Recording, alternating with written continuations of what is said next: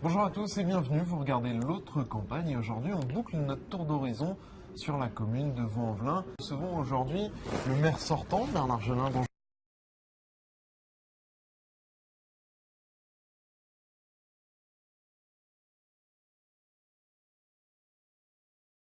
Monsieur Gelin, vos oreilles elles ont quand même beaucoup sifflé ces 2 derniers jours. C'est bien normal. Vous avez été reproché beaucoup de mots, Oui. Notamment d'être finalement de placer la ville dans une impasse. Il vous est reproché par Philippe Moine et par Hélène Geoffroy de ne plus tenir l'équipe, de ne plus arriver à impulser de dynamique. Mais qui n'est plus piloté par l'équipe en place. Elle est pilotée par les promoteurs immobiliers, par les grands chantiers qui sont pensés par nos partenaires et nous ne sommes plus aujourd'hui aux commandes de ce projet.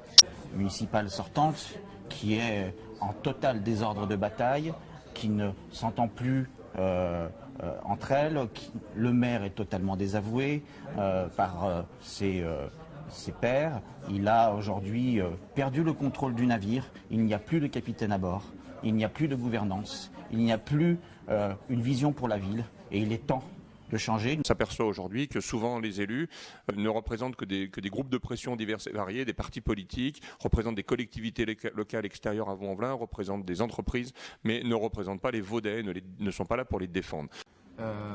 On l'a notamment vu lors d'un vote du budget où vos élus ne prenaient même plus la peine de venir au conseil municipal, donc le quorum n'était pas réuni. Une fois.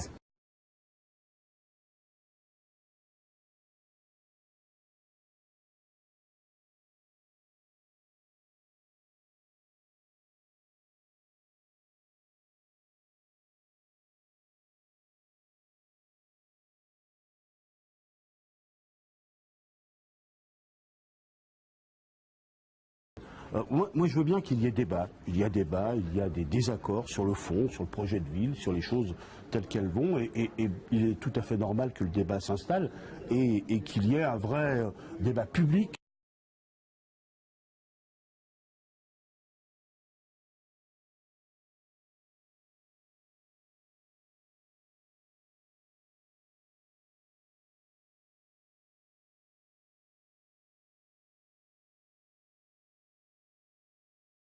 Hier, vous attaquez en disant il y a une urbanisation, on bétonne, on construit du logement, mais on le fait de manière un peu anarchique et la municipalité, on a l'impression qu'elle n'a pas le contrôle. Elle portait une accusation qui est très forte, surtout quand on est un maire communiste. Elle disait C'est le marché qui décide. C'est les promoteurs immobiliers qui décident comment ça se passe.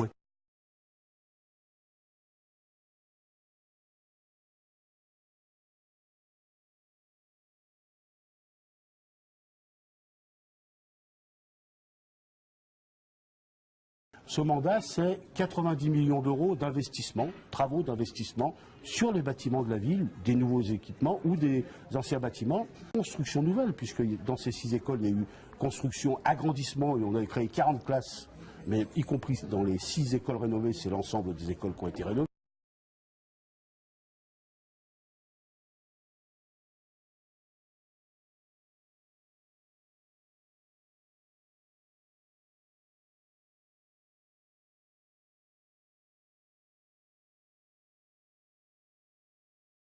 La Chambre régionale des comptes le dit, elle écrit très clairement, elle reconnaît les efforts qui ont été faits en termes d'équipement, de travaux sur les équipements, et elle avertit en disant « vous ne pourrez pas continuer ainsi ». Voilà, donc c'est une alerte.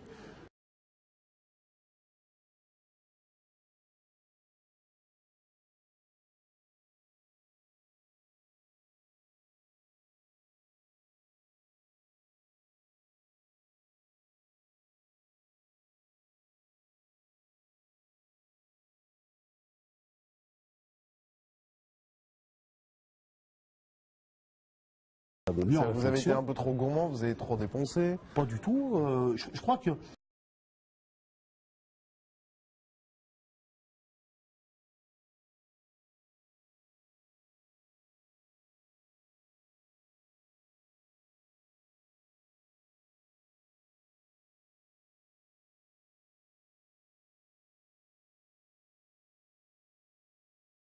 c'est votre journal, je suis même certain, qui il y a quelque temps faisait une évaluation, un tableau évaluant une douzaine de communes les plus importantes de l'agglomération sur dans toute une série de domaines. Et alors c'est votre analyse qui confirme ce que nous pensions. Vaux-en-Velin est numéro 1 en termes de sport, enfin, d'investissement dans le domaine sportif, en termes d'éducation. On est, je crois, numéro 2 en termes de culture. Voilà, c'est...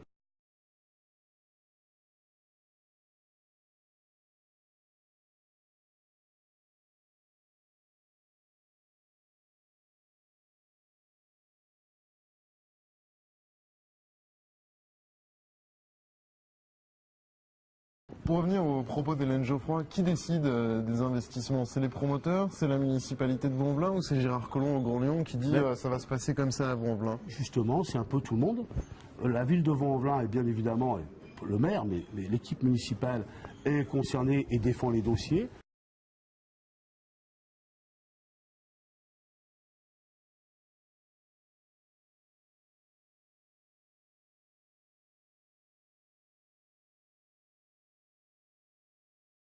« 70 000 mouvements d'avions en 2008, 120 000 attendus d'ici 2030. Ici, à l'aéroport de Lyon-Bron, le trafic d'affaires ne cesse d'augmenter. Du coup, un nouveau plan d'exposition au bruit est à l'étude à la préfecture du Rhône et il devrait concerner, et c'est nouveau, un tiers de la commune de Vaux-en-Velin, plus au nord.